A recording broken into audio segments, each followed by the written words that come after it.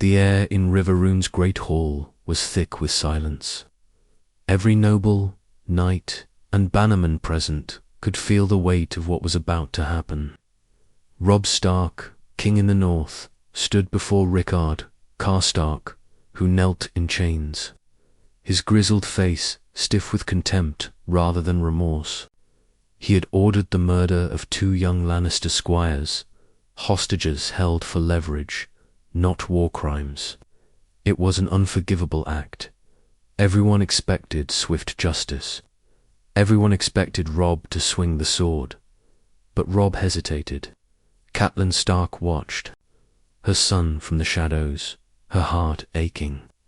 His face was hard but uncertain. She knew that look.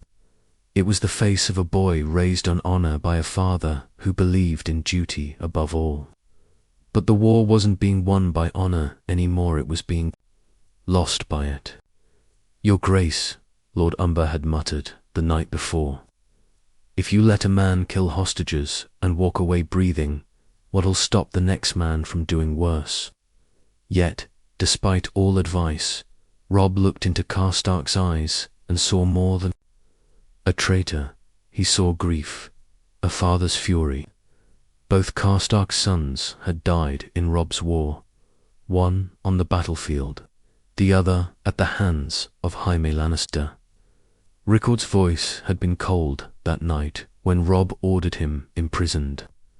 "You've lost the war, boy, and now you're too proud to see it." Now, in this hall of judgment, Robb took a breath, his voice steady but weighed down.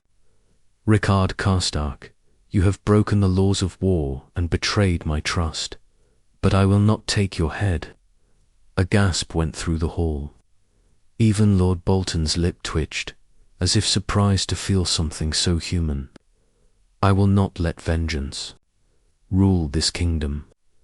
You will be stripped of titles and lands, confined to Riverrune's dungeons until this war is done. You may thank your house's legacy for this mercy. I will not spill more northern blood." The crowd murmured, uneasy. Mercy didn't win wars, but no one dared to challenge him aloud. Karstark didn't thank him. He simply sneered. "Compassion will not win you the Iron Throne, boy." 2 weeks passed. The Northern Army marched slower than before, thinned by desertions and growing discontent. Word spread that the Karstarks, though dishonored, had not been punished. Some whispered Robb had gone soft, that his heart, once strong, now wavered. In the Karhold camps, rumors became poison. Karstark's bannermen drank heavily and talked freely. Some blamed Robb for Rickard's sons' deaths more than they blamed the Lannisters. They had come south for vengeance, not diplomacy. And their lord, though in chains, was still a symbol of defiance. Then came a raven. The phrase had crossed the twins with terms. Robb would need to attend a feast at the twins and make peace. That meant bringing the army with him through terrain where loyalty was a thinner shield than ever. Robb didn't see the danger, or perhaps he did and ignored it. His focus was fixed on uniting the North again, on mending the wounds caused by his marriage to Talisa, and on making peace with old allies. But behind him, the cracks in loyalty deepened. In the dungeons, Karstark sat in silence. No visitors, no letters, just torchlight and rats. But his mind was sharp, his fury sharpened daily.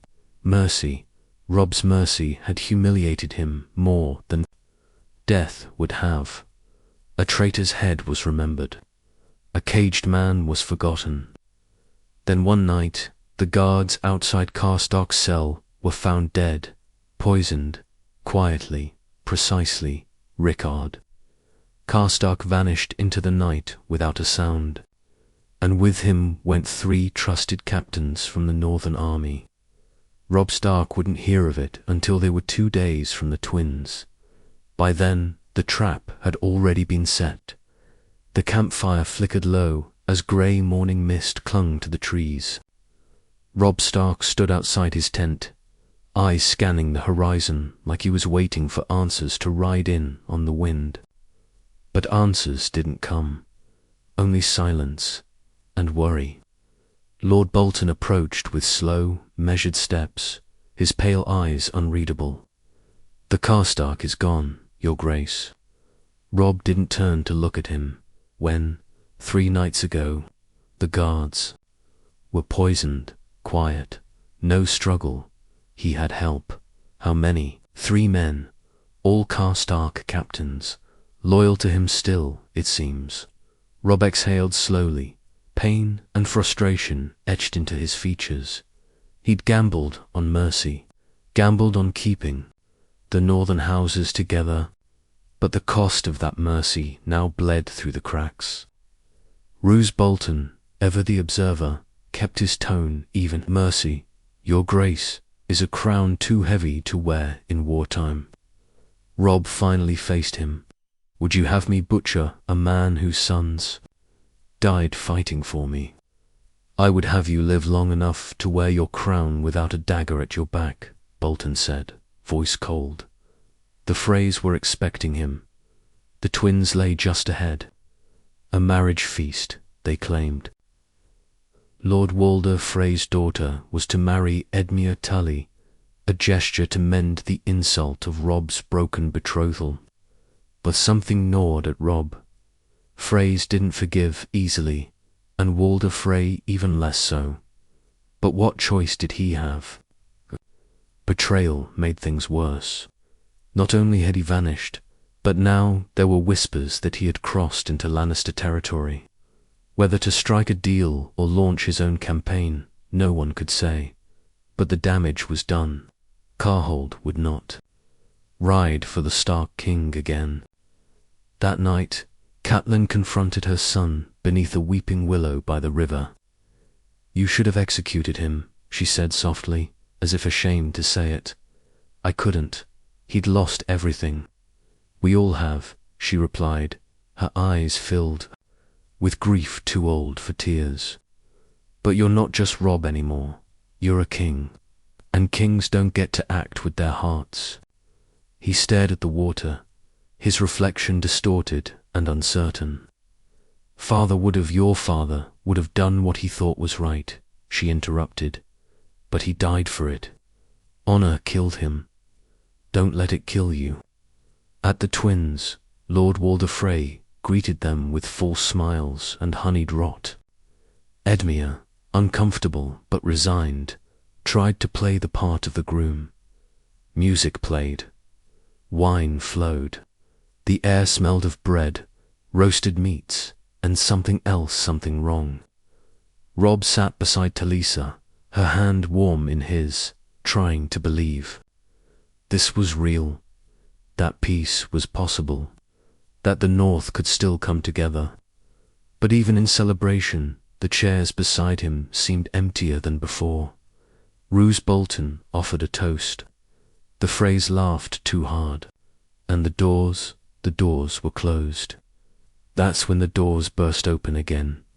But it wasn't guards or Frey sons returning. It was Rickard Karstark. Robb stood in shock. His bannermen rose to their feet, half drawing swords in reflex. Cloak was soaked from rain, his face weary but twisted with confidence. He carried no weapon, but the room froze like he did.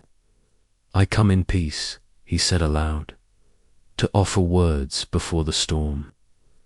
Walder Frey squinted from the high table. "You bring no army, Lord Karstark. Why should I care for your words?" Karstark grinned slightly. "Because your trap is already sprung, but not the way you think."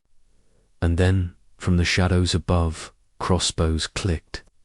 Not Frey arrows, not Lannister steel. Karstark's men had infiltrated the twins weeks ago. Servants, cooks, musicians, quiet men with deadly purpose. And they were loyal to Karstark, not Robb Stark. Screams rang out as the first bolt flew, striking a Tully guard in the neck.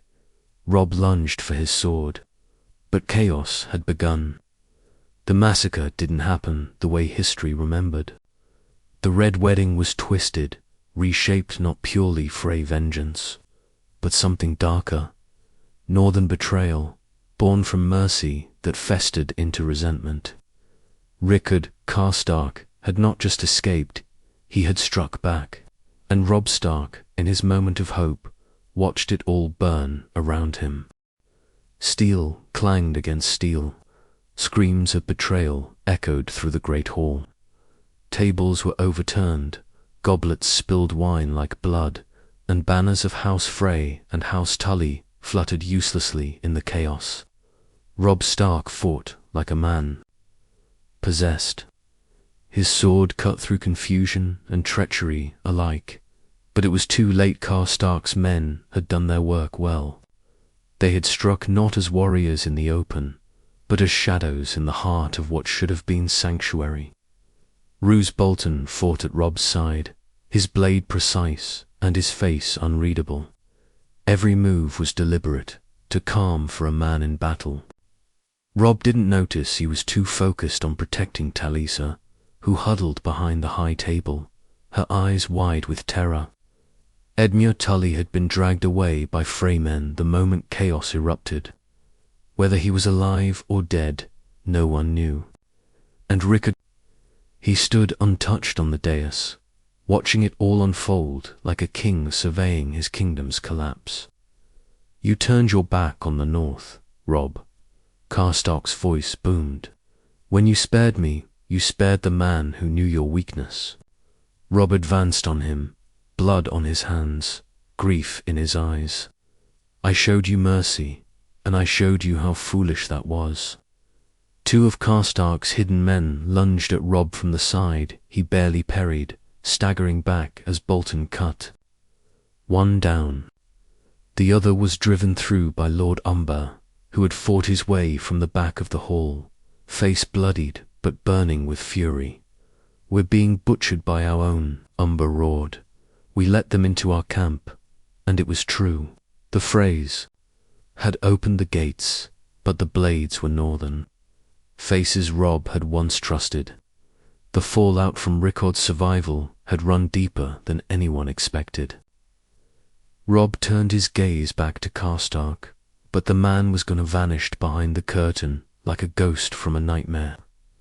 By morning, the twins were silent. The massacre had ended not in total slaughter, but in broken oaths and shattered trust. Half of Robb's bannermen were dead. Others surrendered when they realized the attack wasn't Lannister-led, but orchestrated by their own. Talisa lived. Barely. She had been grazed by a bolt, and Robb had shielded her until the fighting died. Down, Lord Umber survived, though grievously wounded. Roose Bolton had taken control of the remaining forces, reorganizing what was left like a butcher sorting scraps.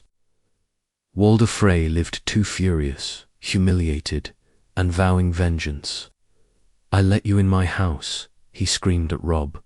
I gave you bread and salt, and now I have corpses in my halls. Robb didn't respond. He had no words. He knew this was not just a failed alliance, it was the beginning of the end. Rickard Karstark had escaped again. Reports claimed he rode south, deeper into the Riverlands, likely toward Harrenhal. No one knew his true aim, power, revenge, or merely chaos. But his words haunted Robb. You spared me, and I used that mercy to destroy what little strength you had. That night, Robb sat beside Talisa in a silent camp. The fire crackled, but warmth eluded him. I thought I was doing the right thing, he murmured. Talisa took his hand. You were. No, he said bitterly. I was trying to be like my father, but I'm not him. I'm not Ned Stark. I'm just a boy playing king. Outside the tent, soldiers buried their dead with clenched jaws and silent prayers. Loyalty had become a fragile thing. The north was bleeding in, not from enemy swords, but its own. Roose Bolton approached the tent with news. "Your Grace," he said flatly, "there's word from the Dreadfort. The Karstarks have begun rallying allies, small houses, discontented band. They call him the True Wolf." Robb's face hardened. "A rebellion, then? A civil war, within a war," Bolton replied. Robb looked out into the night, his eyes dark with something colder than grief. "Then we end it," he said. "Karstark's mercy ends with fire." But even then, in his growing fury, he could not know. His greatest enemy wasn't the man he spared. It was the man standing beside him. The march from the Twins to River Run was nothing like the triumphant return Robb Stark had once imagined. No songs were sung. No banners flew high. Every step felt heavier than the last. The king who once commanded the loyalty of a united North now led a broken column, wounded, bitter, and haunted. By now, the truth had spread like rot in a grain silo. The Karstarks were openly rebelling. Minor houses Greystark remnants, disgraced. Umbers, outlawed Manderleys, had taken up arms in Rickard Karstark's name. They painted him as a warrior wronged by a boy king too proud to understand war, and too weak to win it. And worst of all, they weren't wrong. Robb had spared a man out of honor, and that man had used it to divide the North from within. The Freys had turned cold, cutting off supplies and closing the crossings. The Riverlands trembled, uncertain, whether to trust the king who'd failed to see betrayal under his own roof. In the war council at River Run, Robb stood over the map table, his eyes sunken with sleepless nights. "They're calling themselves the Black Wolves," said Lord Umber, his bandaged shoulder twitching with every word. "Not just gathering men, he's building a myth. One that says you're a southern pawn, married to a foreigner, and bleeding the North for a war that can't be won." Roose Bolton, as ever, stood silent until all others had spoken. Then, with his cold, pale voice, he dropped the final blow. "And now they say Karstark has Lannister backing." Silence fell.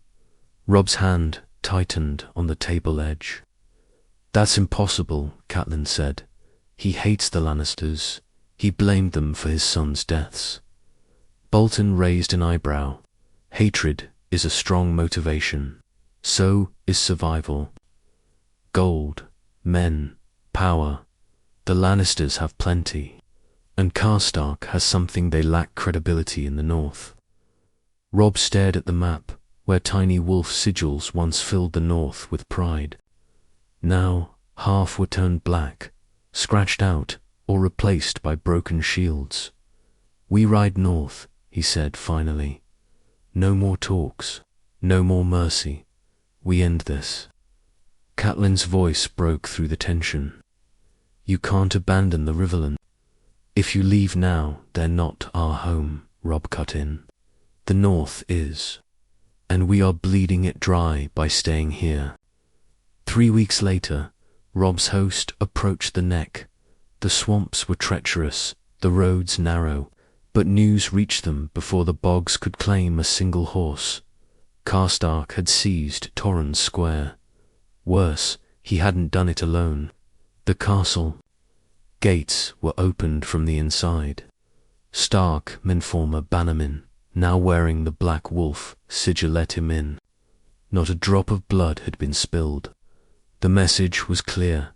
Northern loyalty was fracturing beyond recovery. Talisa watched her husband every night, his silence growing deeper. He spoke less, smiled not at all. The boy she had fallen in love with, bold and full of righteous fire, now looked hollowed out, made of steel on the outside, ash within. One night, as she cleaned the wounds of a wounded archer, she whispered to him, "You can't kill your way back to loyalty." Robb didn't respond at first. Then quietly, he said, "But maybe I can kill the man who stole it."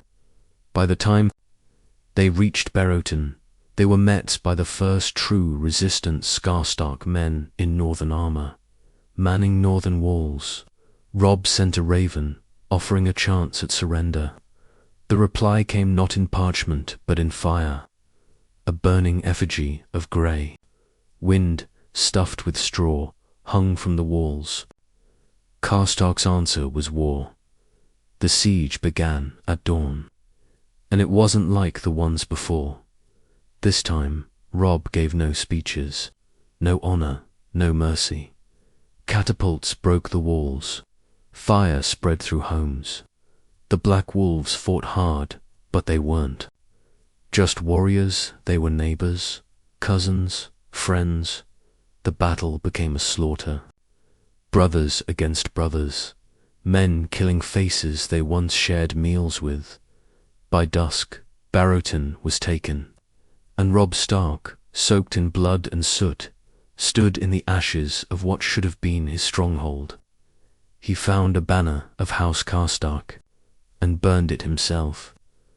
Catelyn looked at her son, her lips trembling. "You've won," she said softly. "No," Robb whispered, not taking his eyes off the flames.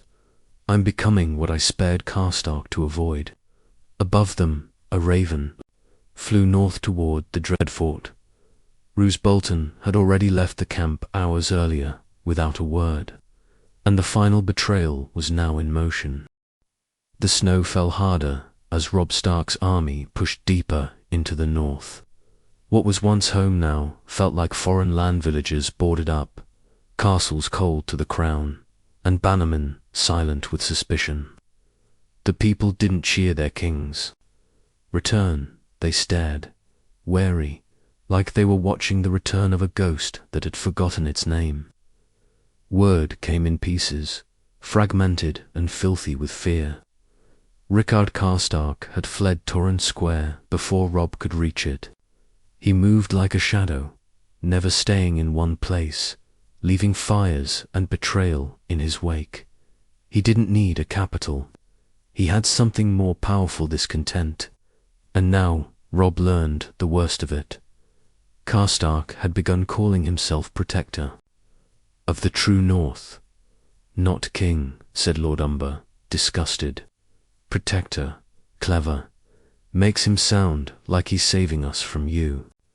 The label spread quickly among small folk, deserters, even old soldiers who'd fought beside Robb just a year ago. Some whispered it, others shouted it. Protector.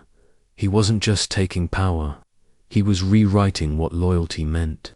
At Mott, the remnants of House Glover joined Robb, but with hesitation. Lord Glover spoke plainly. "I stand with you, your grace, but my people, they whisper.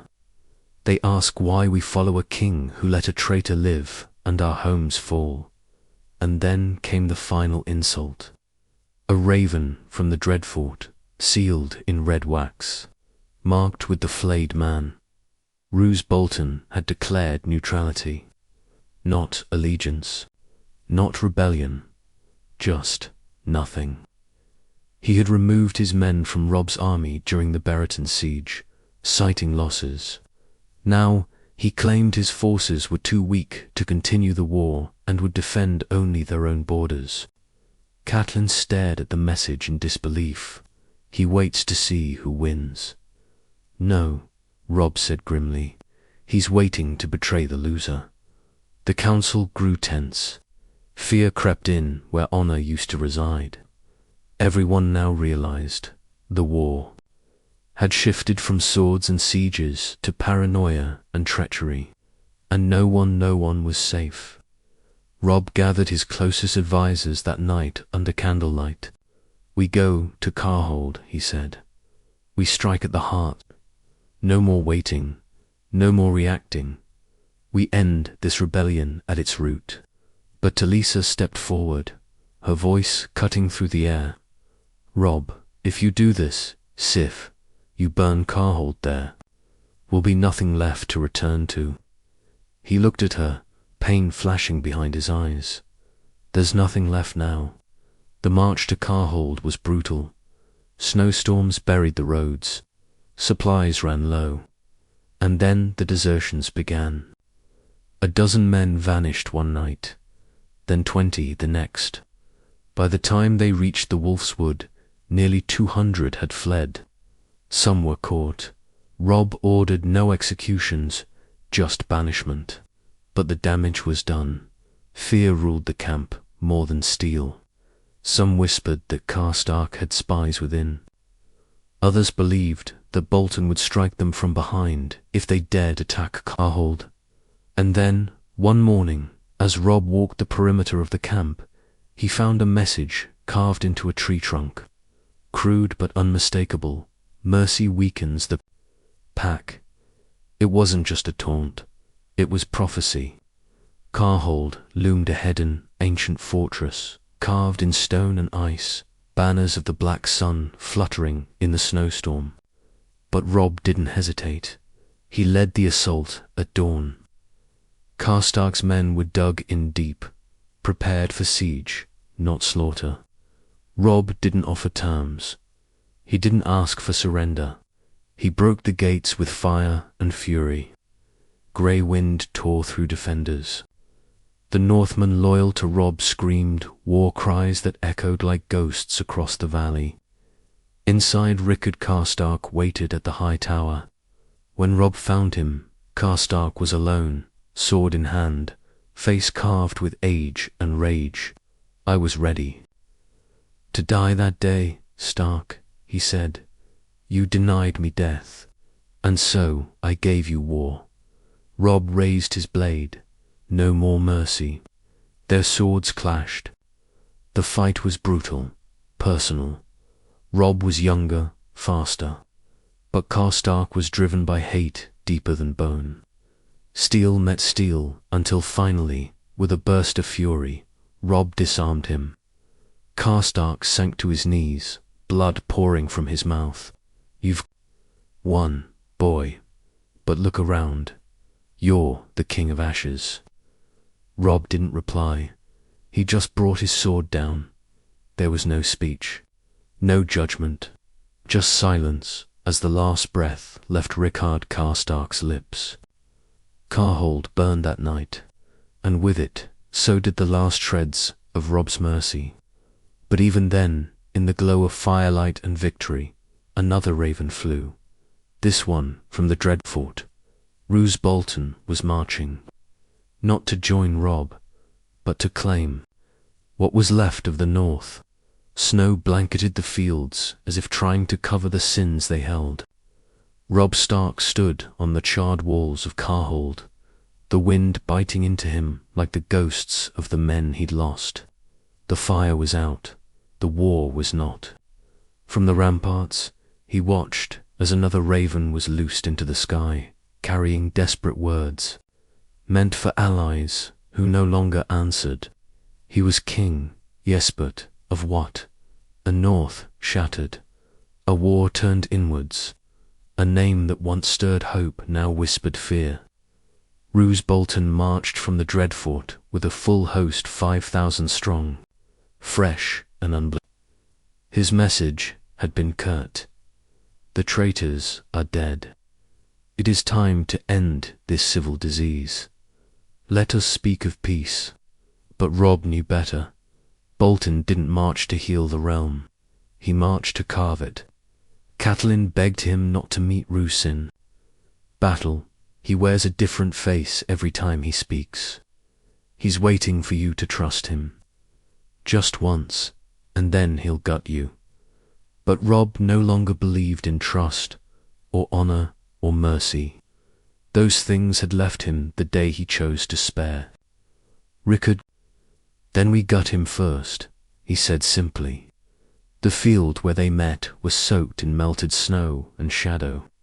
They called it the Pale Crossing, a place once used by traders, now a killing ground. Robb's army was a ghost of what it once was. Less than 3,000 men, veterans, survivors, grim and angry. The Boltons came in black and red, marching with brutal discipline, their flayed man banners trailing behind them like bloody tongues. Roose Bolton arrived under a white banner. He asked for parley. Robb agreed. In the middle of the field, with no weapons, no guards, they stood face to face to northern lords who had both decided the other didn't deserve to live. "You've ruled through blood, Robb," Roose said softly, "and yet the North slips through your fingers. Every mercy you gave became a knife to your own throat." "I learned that from men like you," Robb replied coldly. Bolton studied him. "Do you think killing Karstark fixed what you broke?" "I think not killing him shattered it." Roose nodded slightly. "And so now you know what must be done." Robb's silence was his answer. That night they prepared for war, but Robb didn't sleep. He stood outside his tent, watching the stars vanish behind clouds. Talisa joined him, wrapping a cloak around his shoulders. "Do you still believe in what you're fighting for?" she asked. Robb hesitated. Then quietly, "I don't even know what that is anymore." "Then fight for what's left of yourself." The Battle of the Pale Crossing began at dawn. Bolton attacked with chilling precision, dividing Robb's army, cutting off reinforcements, using the terrain against them. But Robb had one advantage. He knew Bolton. He knew how he thought, how he delayed, how he waited for others to break themselves first. So he used it. He faked a retreat. Bolton took the bait. His vanguard charged too soon, his flank too thin. Robb struck with everything he had. Grey wind tore through the Bolton lines like a demon from northern myth. Robb led from the front, blade flashing, screaming, not like a king but like a wolf. Robbed of his pack, the battle turned. Bolton's lines faltered. But the victory was not clean. Bolton's personal guard surrounded Robb, trapped him, and Roose came forward once more, this time with steel in hand. "You could have ruled the North with fire," he said. "Instead, you ruled with doubt." Robb was bloodied, surrounded but not broken. "I ruled like my father," he said, "and he died too." Roose lunged. Robb met him with everything he had. The duel was brutal. One clean strike to Robb's shoulder nearly dropped him. He responded with a gash across Bolton's ribs. Steel clashed again and again until Robb found the opening and drove his sword through Roose Bolton's chest. The flayed man fell, and the field went silent.